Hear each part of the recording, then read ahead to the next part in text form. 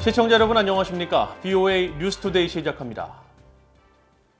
조 바이든 대통령이 북한 비핵화 문제와 관련해 일본 스가 요시히데 총리와 첫 논의를 했습니다. 두 정상은 한반도의 완전한 비핵화와 납북 일본인 문제 조속한 해결에 공감했습니다. 이런 가운데 린다 토마스 그린필드 유엔 주재 대사 지명자는 북한의 핵 문제에 대해 한국과 일본 등 동맹은 물론 중국과 러시아의 협력도 필요하다고 밝혔습니다. 첫 소식 이조은 기자가 보도합니다. 조 바이든 미국 대통령은 스가 요시히데 일본 총리와 취임 후 첫 전화회담을 갖고 미일 동맹과 한반도 비핵화 등 현안을 논의했습니다. 백악관은 27일 보도자료를 통해 두 정상은 전화회담을 통해 자유롭고 개방적인 인도태평양 영내 평화와 번영의 초석으로서 미일 동맹의 중요성을 확인했다고 밝혔습니다. 이어 바이든 대통령은 일본에 대한 확장 억지력 제공 의지를 재확인하고 중국, 북한 등 지역 안보 문제를 논의했다면서 특히 두 정상은 한반도의 완전한 비핵화와 북한에 의한 일본인 납북자 문제의 조속한 해결 필요성에 공감했다고 밝혔습니다. 스가 일본 총리도 자신의 사회연결망 서비스의 회담 소식을 전하면서 미일 동맹 강화 등을 밝히고 북한 비핵화 공조와 북한에 의한 일본인 납치 피해자 문제 해결 협력, 일본과 미국, 호주, 인도 간 사자 안보 대화 쿼드 공조 강화 문제 등에 대해 협력해 간다는 일치된 의견을 나눴다고 강조했습니다. 이런 가운데 린다 토머스 그린필드 유엔 주재 미국 대사 지명자는 27일 상원 외교위 인준청문회에 출석해 북한 핵 문제 해법에 관한 질문을 받았습니다. 토머스 그린필드 지명자는 북한 문제는 미국 혼자 해결할 수 없는 일이라면서 동맹과의 긴밀한 협력을 강조했습니다. We certainly have to re-engage with our allies. Again, this is not something we can do alone. And this is, I think, one of the biggest failings of the Trump administration is that they did try to go it alone, and our allies were left kind of holding the bag. 토머스 그린필드 지명자는 그러면서 중국과 러시아의 대북 제재 이행을 촉구해야 한다면서 유엔뿐만 아니라 대통령과 국무장관 등 고위급 관여를 통해서도 이뤄질 것이라고 덧붙였습니다. So re-engaging with South Korea and with Japan, as well as with China and Russia, particularly to push for their respect of the sanctions regime against North Korea is going to be really important. 이날 청문회에서 일부 민주당 의원들은 트럼프 행정부 하에 북한의 핵과 탄도미사일 프로그램이 더 진전됐다며 대북 압박이 완화된 데 대한 우려를 표명했습니다.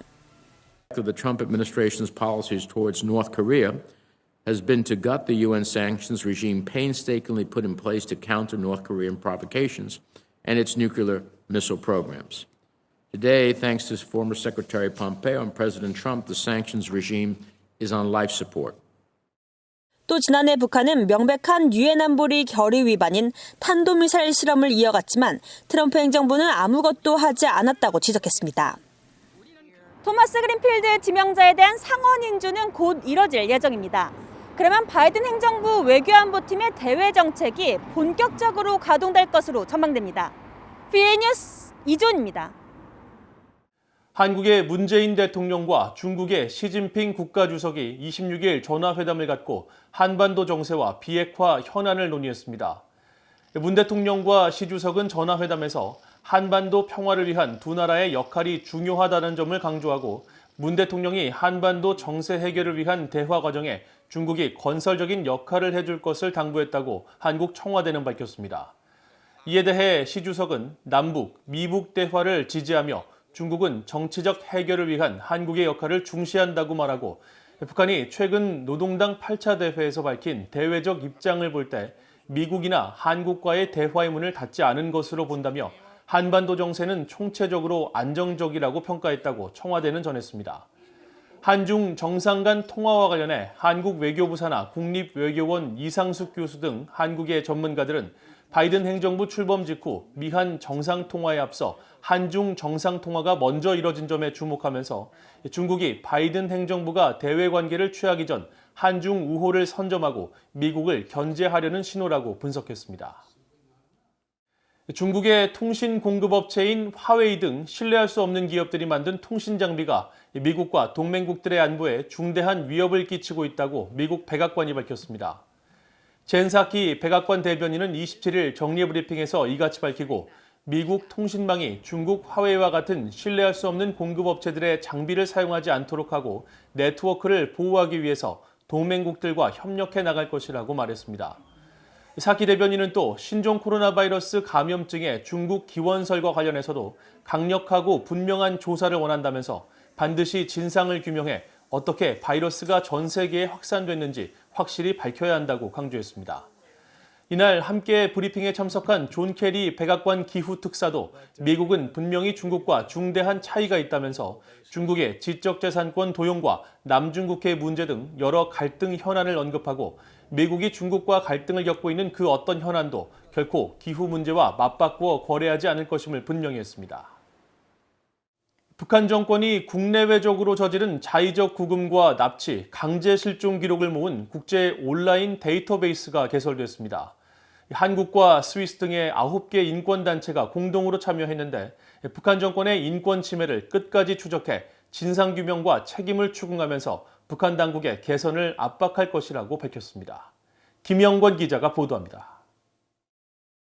한국의 인권조사 기록단체인 전환기 정의 워킹그룹과 스위스의 휴리독스 등 9개 인권단체가 27일 공개한 온라인 데이터베이스의 이름은 발자국이란 뜻의 풋프린트입니다. 북한 정권의 인권 침해를 당한 피해자와 가해자 등을 모두 추적해 기록하겠다는 상징적 의미인데 북한 정권이 저지른 자의적 구금과 납치, 강제 실종 사건이 주요 대상입니다. 북한의 인권 침해 실상이 그 해외에서 알려지기가 되게 어려운 그런 측면이 있는 것 같습니다. 그래서 자의적 구금이라든가 납치, 강제 실종 살해의 이런 피해자, 그리고 가해자, 그리고 현재 진행 중인 그런 이제 구제 절차를 그 사람들이 보기 쉽게 정리를 함으로써 이제 인지도도 높이고 북한 인권 문제 개선에 앞장서 사용할 수 있는 이제 그런 분위기 조성에 좀 이제 신경을 많이 썼고요.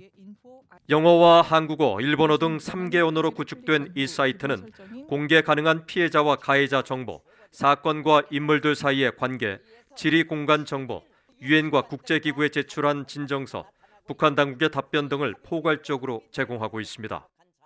여기엔 6.25 한국전쟁 국군포로와 민간인 납북자 등 1950년부터 2016년까지 발생한 2만여 명의 피해자 정보가 수록돼 있으며 앞으로 피해자 7만 명이 계속 입력될 예정입니다.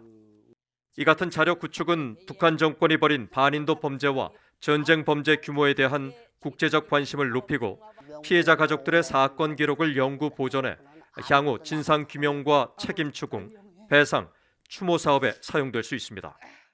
단순히 시간이 지남으로써 그냥 잊혀질 문제라든가 그냥 사라질 문제가 아니라 북한이 이제 이거에 대해서 뭐 진실 규명이라든가 이제 생존자 있을 경우 생존자 석방과 송환을 해야지 끝날 수 있는 문제라는 걸 이제 분명히 이제 좀 알리는 그런 메시지도 있고요.